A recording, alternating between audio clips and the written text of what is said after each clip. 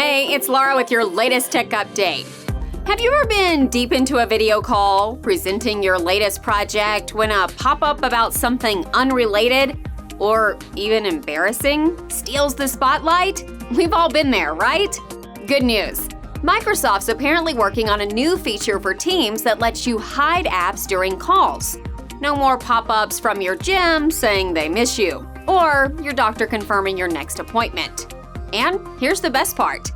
It's not just about saving face.